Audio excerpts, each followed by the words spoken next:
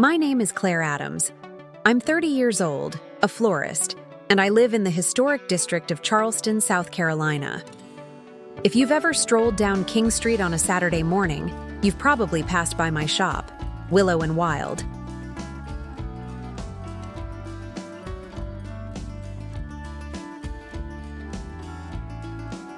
It smells like fresh peonies and cinnamon tea, and I like to think it's where heartbreaks come to heal and hope blooms again. I wasn't born into money, and I never really cared to be. I grew up with a single mom who taught me more about resilience than any college ever could. I find beauty in small things, the way sunlight dances through stained glass, or how people's eyes soften when they talk about someone they love. Maybe that's why I believed in fairy tales, until I met his family. Daniel Prescott was everything I never knew I needed. We met 3 years ago when I delivered white orchids to a law firm downtown. He was a junior partner, dressed like a GQ ad but with the heart of a poet. I remember he signed the flower delivery form and said, "You bring beauty into the room just carrying those." Cheesy? Maybe. But it worked. We started dating quietly. Daniel lived in a world of wine cellars and winter galas, while I lived paycheck to paycheck and thought valet parking was a luxury. He never made me feel small. He made me feel like I belonged.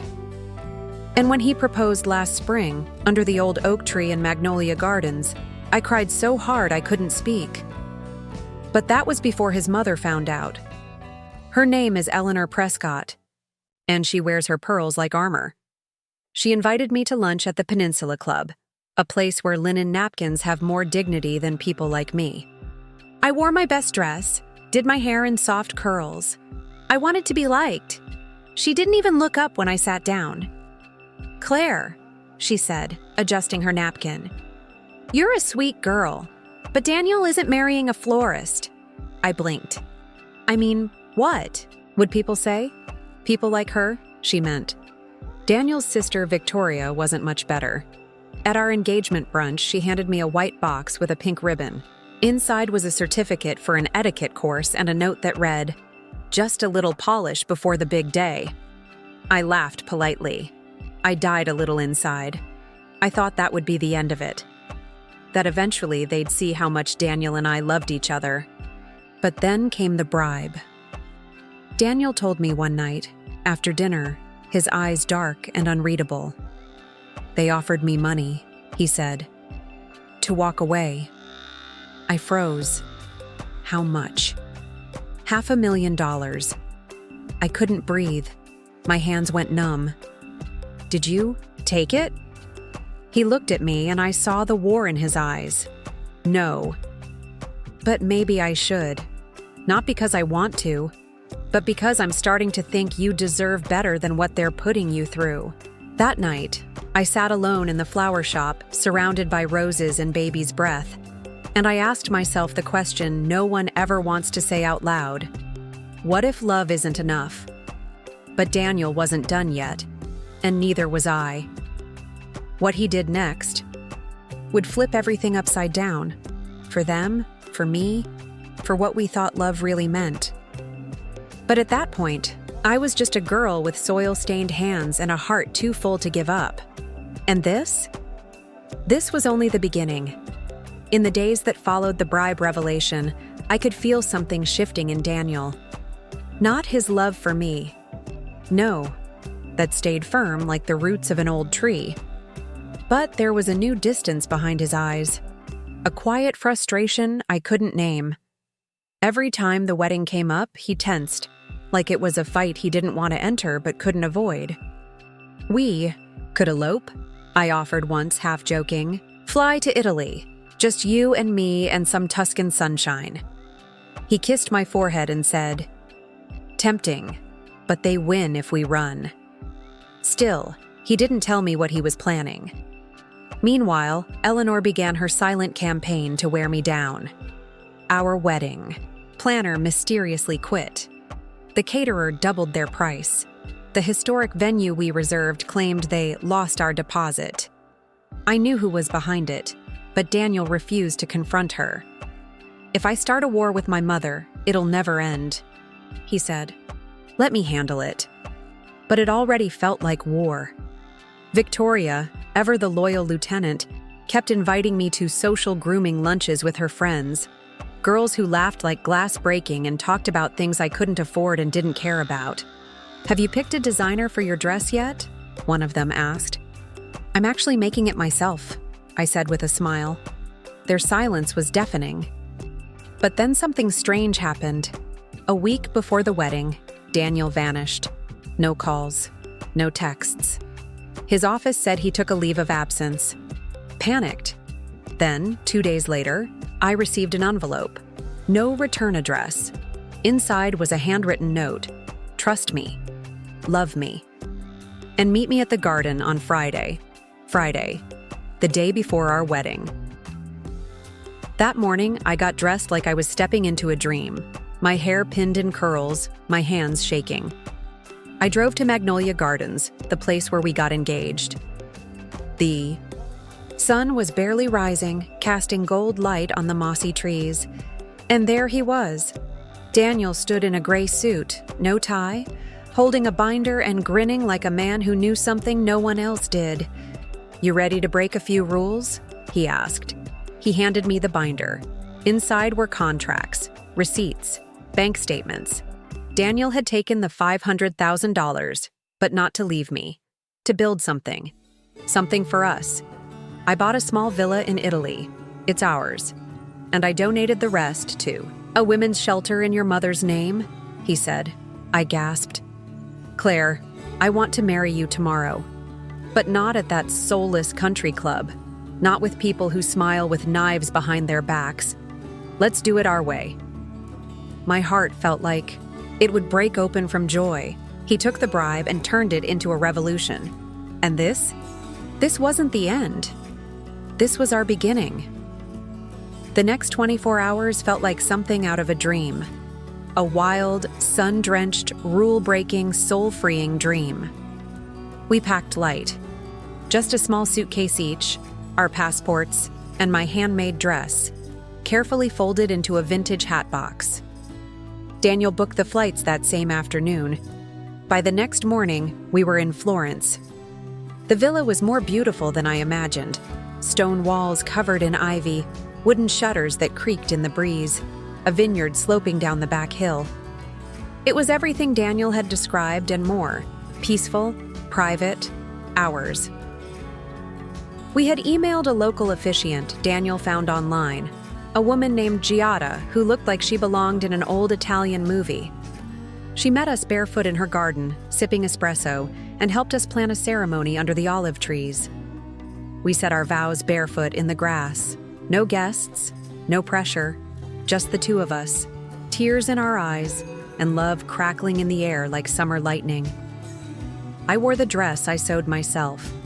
He wore a linen shirt and a smile I'd never forget. Afterward, we shared pasta and tiramisu under fairy lights, with a Bluetooth speaker playing our favorite songs. It was everything I wanted, and nothing I was told I needed. But peace never lasts long when pride is wounded. 3 days into our honeymoon, Eleanor found us. Well, not literally. But she sent an email, a long one, written like a legal brief. Cold, furious, and dripping with disdain. You've embarrassed this family beyond repair. You've stolen our son from us. There will be consequences. Daniel laughed as he read it. I didn't. They're going to cut you off, aren't they? I asked. They already did. The minute I took that money and used it for something that didn't benefit them. It should have terrified me, but it didn't. I'd never been with Daniel for the lifestyle. I loved the way he tucked hair behind my ear when I read, the way he danced with me in the kitchen, the way he believed in me when I didn't. Still, I couldn't shake the feeling that the battle wasn't over, and I was right. The Prescotts didn't just want their son back, they wanted a show. A redemption arc. A chance to clean up the mess for their high society friends. Which is why, a week after we returned from Italy, we received a formal invitation to a charity gala hosted by Eleanor. The event where she planned to reintroduce us to the Charleston elite. I wanted to decline. But Daniel smiled. No, let's go. Let's give them a night to remember. We dressed the part. Me in a sleek black dress with crimson heels. Daniel in a custom-tailored tux. We walked into the Prescott Foundation Gala like we belonged. Because, finally, we believed we did. Eleanor greeted us with a frozen smile. "Claire," she said, barely moving her lips, "thank you for attending." "It's our pleasure," I said sweetly. Dinner was tense. Polite conversation over porcelain plates. Eleanor stood to give her usual speech about legacy and tradition. But then Daniel stood up, unscripted, uninvited, and that's when everything changed. He tapped the microphone, smiled at the guests, and said, "Good evening, everyone. I'd like to add something before dessert." He pulled out the binder, the one with all the receipts, the contracts, the emails. Some of you may not know, but before Claire and I eloped, my family offered me $500,000 to leave her. Gasps, whispers. I took it, and I used it to build a new life, not to abandon her, but to prove that love is more than bloodlines and bank accounts. He turned to Eleanor. This money was meant to erase Claire from my life. Instead, it gave me the freedom to choose her fully.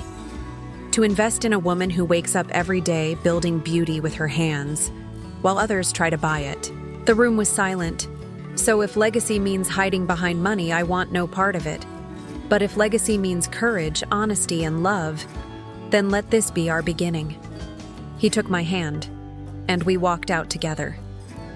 The night air was cold, but my heart, on fire. We didn't look back, and we never would. The morning after the gala, my phone was a battlefield of messages. Some from friends I hadn't heard from in years, others from numbers I didn't recognize. Praise, gossip, a few veiled threats. The story had already gone viral. Someone had recorded Daniel's speech and posted it online. "Rich guy exposes family's bribe at charity gala," read the headline. It spread faster than either of us imagined. By noon, it was on every gossip site from Charleston to New York. And with the spotlight came the storm.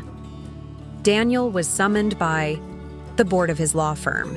They claimed to be concerned about unprofessional public conduct. But we both knew where the pressure was coming from. He resigned before they could fire him. The next week, he launched his own firm. Small, independent, and committed to offering pro bono services to women and small businesses wronged by powerful institutions. Clients flooded in. Turns out, people respect truth more than tradition. As for me, business at Willow and Wild tripled. People came in for the flowers and stayed to talk. Women hugged me, thanking me for standing tall. College girls asked for advice on handling difficult families. Elderly couples bought gardenias and shared their love stories. I cried more in those 2 weeks than I had in a year. But not all the fallout was beautiful. Eleanor sued Daniel. She claimed he misused family funds, tarnished the family name, and caused emotional distress. It didn't hold. Daniel had legal documents proving the money was a gift, not a loan, and that no conditions had been attached. Still, the legal battle dragged on for months, draining time and energy. Victoria released a column in a local lifestyle magazine. When bloodlines are betrayed, a sister's grief. In it, she painted me as a manipulative gold digger and claimed Daniel had been brainwashed by infatuation. I didn't respond. We didn't have to. The truth had already taken root. And then, the unexpected happened. Daniel's grandmother, Margaret, whom I'd only met once, briefly, showed up at the flower shop. She was dressed in a pale blue suit, her silver hair swept up in a bun, and her cane tapping rhythmically on the tile. "Claire," she said softly. "May I sit?" I nodded, offering her a chair and a cup of chamomile tea. She held my hand and said, "I saw the video, and I want you to know, I've never been prouder of anyone in our family. Daniel is more of a Prescott than any of them." Tears welled in my eyes. Then she pulled a letter from her purse. It was her will. She had revised it. And she wanted Daniel and me to inherit the family's summer cottage in Nantucket. "A place for new memories," she said. "I can't change Eleanor, but I can choose which branches to nurture," she said with a wink. That day, something inside me shifted. For the first time, I felt not just tolerated, not just defended, but welcomed, accepted, loved. And it wasn't because I changed who I was. It was because I never did. Spring came early that year. Willow and Wild was in full bloom, not just in flowers but in spirit. We expanded into the lot next door and opened a tiny cafe, Daniel's idea.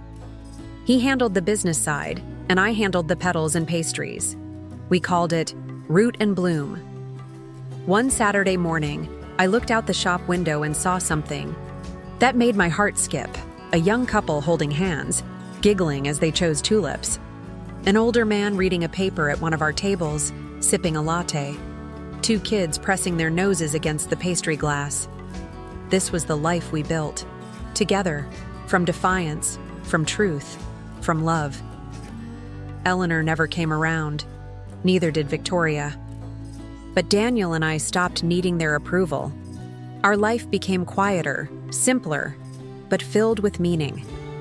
And the people who stayed in it chose to be there. That summer, we visited the cottage in Nantucket. Margaret had passed away peacefully just before we arrived, but she left us something more than property. She left us legacy, not of money, but of kindness. We planted a tree in her honor in the front garden, an olive tree, just like the one under which we said our vows in Italy. And then, one crisp October morning, as golden leaves danced down King Street, I found myself holding a test with two pink lines. I laughed and cried at the same time. When I told Daniel, he picked me up, spun me around and whispered, "She'll have your courage." I smiled. Or his smile. We didn't know then if it would be a boy or girl. We didn't care. What mattered was that this child would grow up in a home built not on conditions or control, but on honesty and joy. A few weeks before the baby arrived, I stood in the center of the flower shop and looked around. The shelves, the sunlight, the chaos and charm of it all. And I remembered who I was. Claire Adams. Florist, dreamer, fighter, not trash. Never was. And the man who was offered $500,000 to walk away from me, he turned it into the richest life I could have ever imagined. Together, we grew something beautiful, and the roots ran deep. The end.